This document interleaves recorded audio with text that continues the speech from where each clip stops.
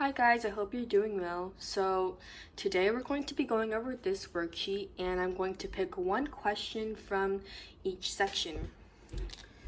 So let's start with number 7 for the decimal addition section. So we are adding 3075.197 and 7180.7709. Again, if there is no number here, we put 0 as a placeholder.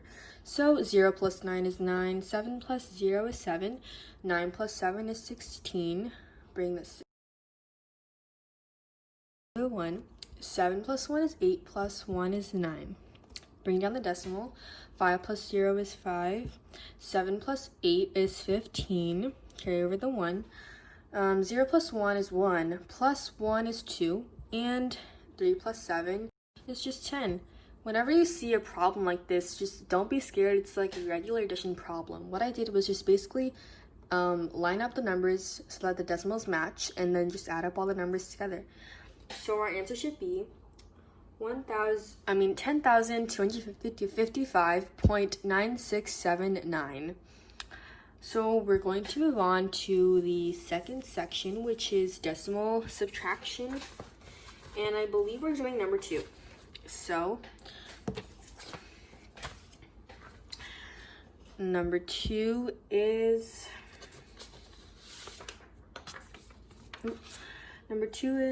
135.063 minus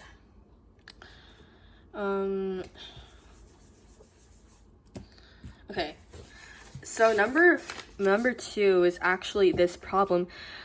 135.0603 minus 2,325.3599. But we can't do this, right? We can't do small number minus a big number.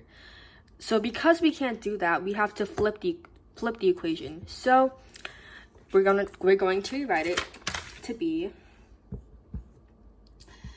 2,325.3599 and minus 135.0603.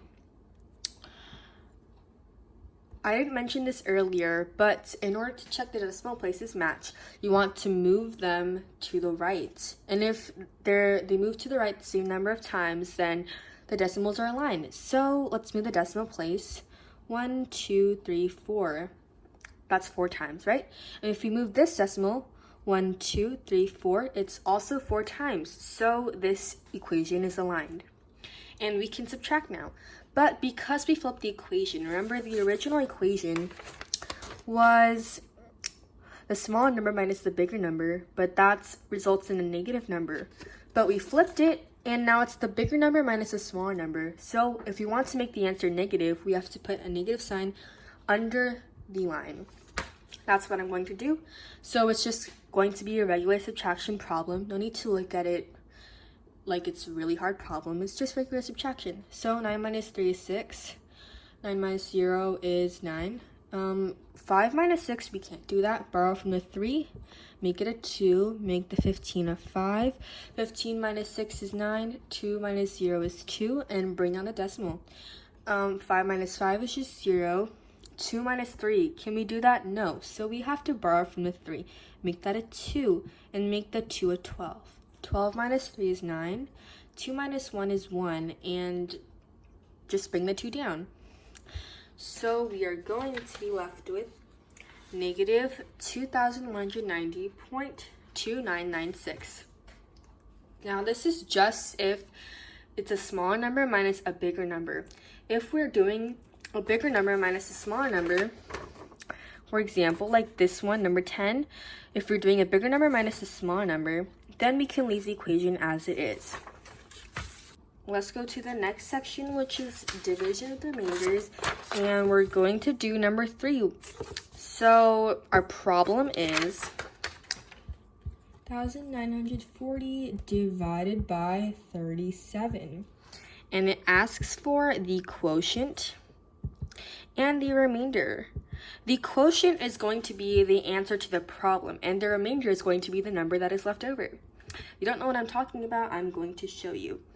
So the number that is in the front of a division equation is always going to be inside the doghouse, and the number that is second in the equation is going to be outside the doghouse. Let me just draw a little doghouse right here. So this number, the first number, is going to be inside the doghouse. And this second number is going to be outside. So so basically for division, you want to figure out how many times can the number outside the doghouse go to the number inside the doghouse. But first, we want to go by each number. So how many times can 37 go into 8? None, right? So we have to move on. How many times can 37 go into 89? A certain number of times? Yes, it can. So we're going to multiply 37 until we can get the biggest number until we find out how many times 37 can go into 89 without going over 89. So 37 times 2 is, carry over the 1, 2 times 3 is 6, plus the 1 is 7. 74.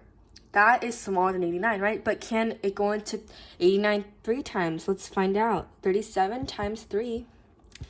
7 times 3 is 21, and 3 times 3 is 9, plus 2 is 11.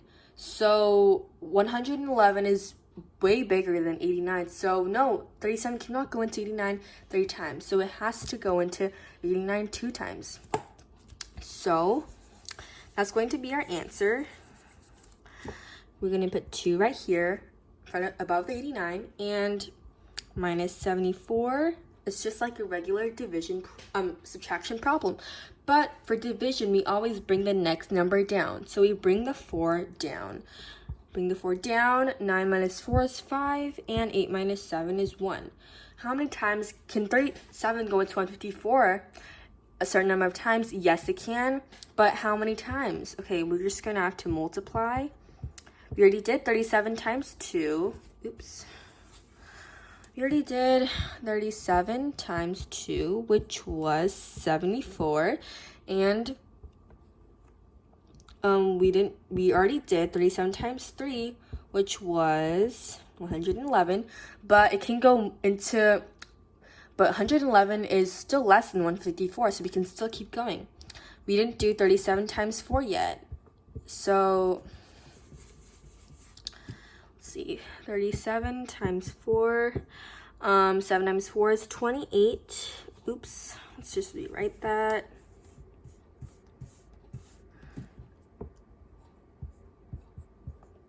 Okay, so 4 times 3 is 12, plus 2 is 14, so it's 148. And can it go farther? Let's see if we can go farther. 7 times 5 is, just going to erase these real quick because we already did that. But 7 times 5 is 35. 5 times 3 is 15, plus 3 is 18. So it's 185. But 185 is too big for 54, sorry. So we have to plug in 4 instead. So the greatest value that can go in is 4 times. So minus 148, like always. So like always, we bring down the 0, or bring down the next number, and then 4 minus 8, we can't do that. Borrow from the 5, make it a 4, make the 4 14. 14 minus 8, that's really hard to tell, but that's a 14. 14 minus 8 is 6. So 37, let's see, 37, how many times can it go into 60? Well, we already did 37 times 2, right? And that turned out to be 74, and that's too big for 60. So it can only go into 60 one time. Let's just erase all this work. Okay, so we subtract 37. Let's see. I could just get that real quick. And okay, so we can't do 0 minus 7, borrow from the 6, make it a 5, make the 0 a 10. 10 minus 7 is 3, 5 minus 3 is 2, and okay, we have a number left over, right? 37 cannot go into 23 any number of times, and we ran out of numbers here, so we have a number left over, and this number is our remainder. So the R is 23, and this number, our answer, is the quotient, the number on top of the dog house. So it's going to be 241. And that is our answer. So we're going to move on to the last section, which is comparing fractions. And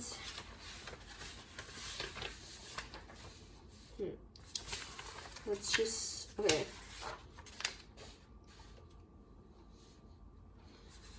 So let's just do number 1.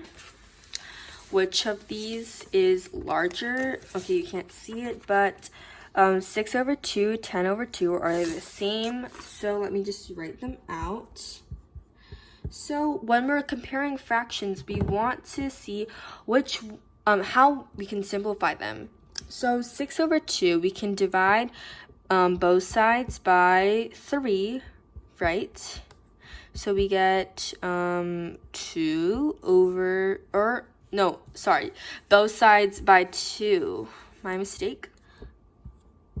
So 6 divided by 2 is 3, 2 divided by 2 is 1. So it's just 3 over 1, which is just 3. Now 10 over 2, can we simplify that? Yes, we can. Divide each side by 2. 10 divided by 2 is 5. 2 divided by 2 is 1. 5 over 1, which is basically 5.